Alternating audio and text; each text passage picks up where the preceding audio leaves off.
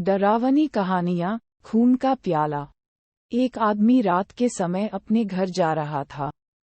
रास्ते में चलते चलते अचानक से आवाज आई, ठहरो। आवाज सुनकर वह रुक गया।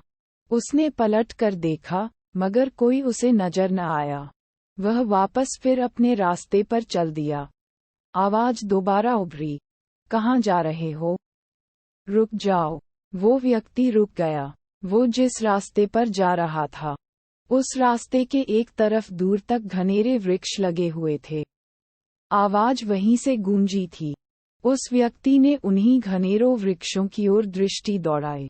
तभी कहा गया, घबराओ मत, तुम्हें कोई नुकसान पहुंचाने के लिए नहीं रोका गया है, बल्कि इसमें तुम्हारे फायदे की ही बात है।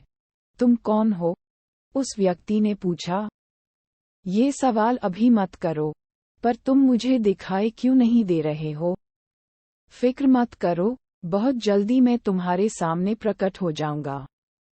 तुम मुझे अपना नाम बताओ। मेरा नाम सुभाष गौड़ है।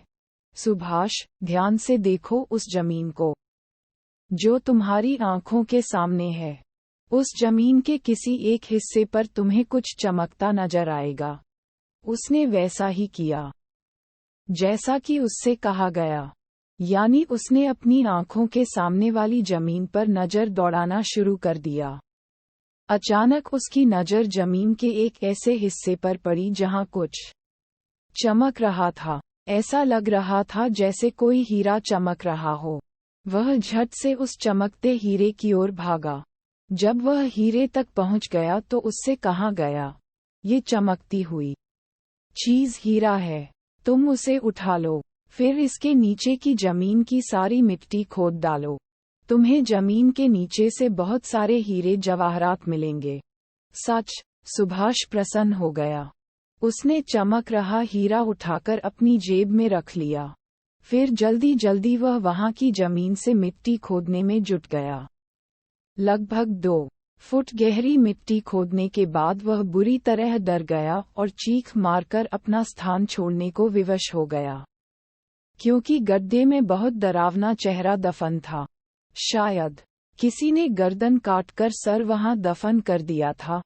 गड्ढा खुद जाने के बाद वह कटा सर हवा में उड़ने लगा। उसने सुभाष से कहा, डरो मत, मैं तुम्हें कोई नुकसान नहीं पहुंचाऊंगा। मैं तुम्हें बहुत सारे हीरे जवाहरात भी दूंगा। इतना खजाना दूंगा तुम्हें कि तुम्हारी नस्लें दर नस्लें बैठकर खाएंगी। उसके बातों से सुभाष के मन का भय तो खत्म हो गया, मगर उसे घबराहट बराबर हो रही थी। अब तुम ध्यान से सुनो, मैं जिस तरह चलूं, तुम उसी तरफ मेरे साथ आओ। ठीक है, सुभाष ने कहा, और फिर वो डरावना चेहरा पश्चिम दिशा में बढ़ने लगा। सुभाष उसके साथ साथ पश्चिम दिशा में चलता रहा। लगभग 1 किलोमीटर तक चलने के बाद कटा सर रुक गया। सुभाष भी रुक गया। उसने सुभाष से कहा, इस जगह की मिट्टी खोद लो, हीरे जवाहरात यही गड्ढे हुए हैं।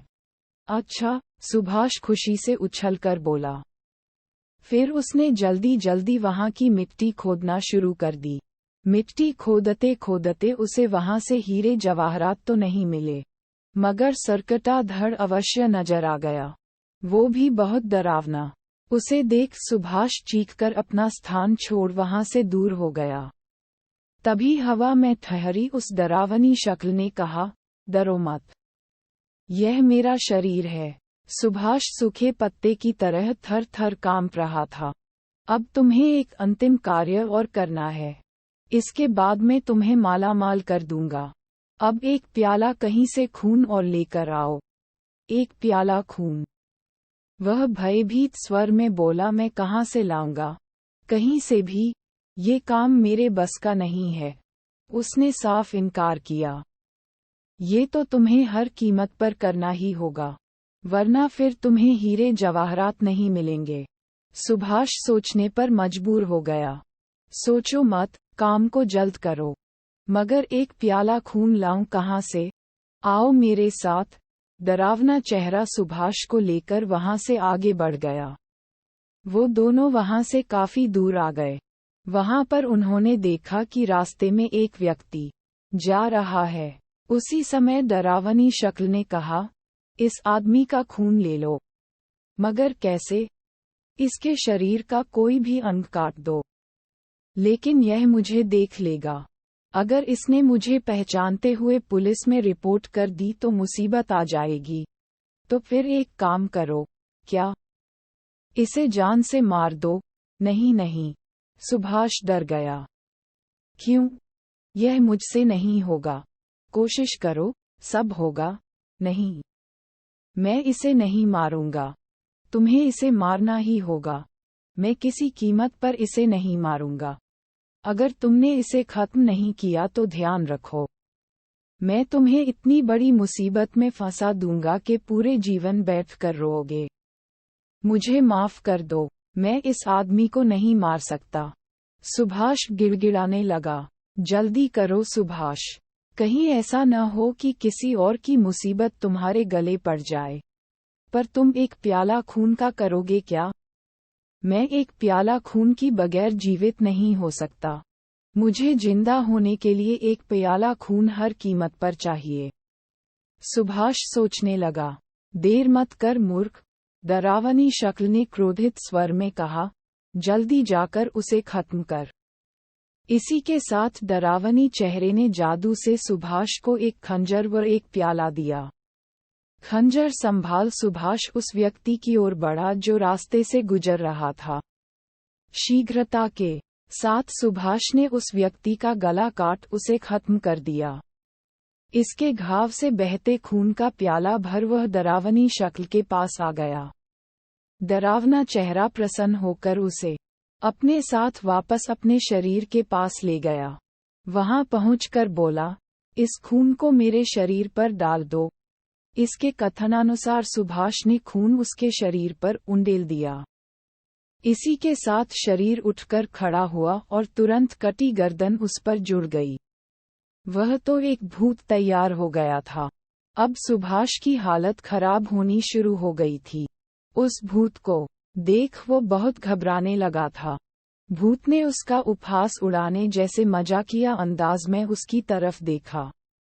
साथ ही डरावने ढंग में कहा, खून का एक प्याला मुझ पर उड़ेल कर तूने अपनी ही नहीं, बल्कि पूरे शहर की मौत को दावत दे डाली है। इतना सुन सुभाष के शरीर ने पसीना उगल दिया। वह तुरंत अपना स्थान छोड़कर वहां से भागा। उसी समय उछाल भरकर भूत ने उस पर झपट्टा मारा व उसे जमीन में गिरा दिया। कहा, मुझे बहुत भूख लगी है, मैं तेरा मांस खाऊंगा, मुझे छोड़ दो, मुझे जाने दो। तुम मुझे नहीं मार सकते। मार सकता हूँ तुझे, क्योंकि तूने ही तो मुझे एक प्याला खून दिया। न तू मुझे एक प्याला खून देता और न ही मैं जिंदा होता। अब तो तुझे